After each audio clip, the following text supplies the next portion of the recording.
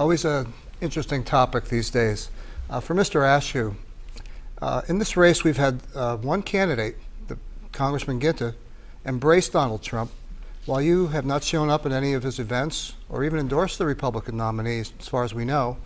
Mr. Ashew, point blank, do you think Donald Trump should be the next president of the United States, and if so, why? Yes, we have choices in elections, and this is a binary choice.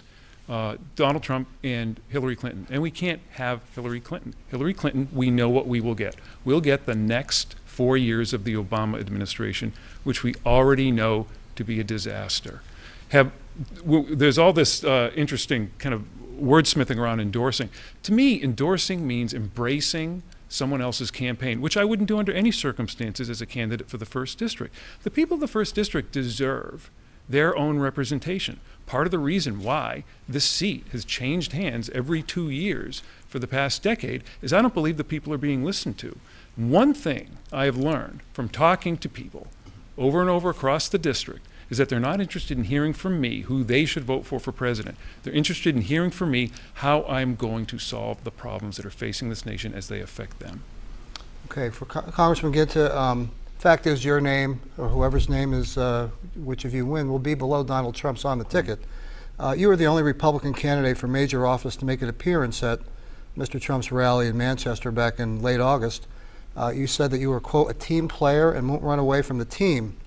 This week, though, Mr. Trump said that Vladimir Putin is a better leader than President Obama and that our country's generals have been reduced to, quote, rubble.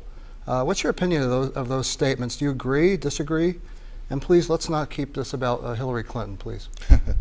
Well, I am a team player, and that's why back in May I did endorse the Republican nominee. He got more votes in the Republican primary process than any candidate in modern history. So I think we should stop listening to the establishment and start listening to the rest of us, people who want to see change and a different course of direction for Washington, D.C. I don't think for a minute that my opponent, who's a 20-year lobbyist, is going to be the change agent in Washington, D.C., and I don't think most people in the 1st Congressional District do either. In the WGR debate, he said the same thing. He said he wasn't out about the team, he was about himself. I'm about the team. I want to see good Republican principles advanced at the local level, the state level, and the federal level. So I will do everything I can to make sure those principles are what are going to provide upward mobility for people here in the state and the country, to focus on the debt and deficit.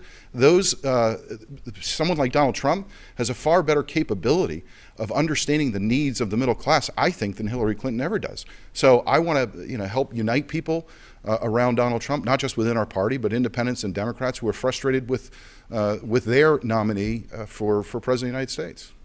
Josh, may I respond? Yes. Yeah. You. Well, first of all, let's be very clear. The team that Frank Ginta was part of called for his resignation. Every major Republican in the state called for his resignation. That is not being a team player.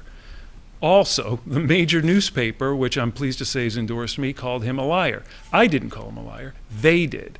That is not being a team player. Finally, despite everything that was just said, there's actually a much simpler reason why he's embracing the Trump campaign. He is a career politician, an incumbent who's looking for a way to survive in an anti-incumbent mood. What better way to do it than to take on the Trump campaign? Look, I don't think anybody thinks that I am an insider or that I am part of the establishment. I think most people know that I have been fighting for principles that matter to families here in the state. I'm in my 2nd term. I'm not a career politician. You've been in Washington, D.C. longer than I have. You've been there for 3 decades. I've never lived I haven't in even been there Washington, for 2 terms yet. Yet, I have been able to fight against my own party when my party leadership is going in the wrong direction. But I've also been able to work across the aisle to get things done, getting 6 pieces of legislation signed into law this term alone. I think that that's the kind of leadership that New Hampshire is looking for.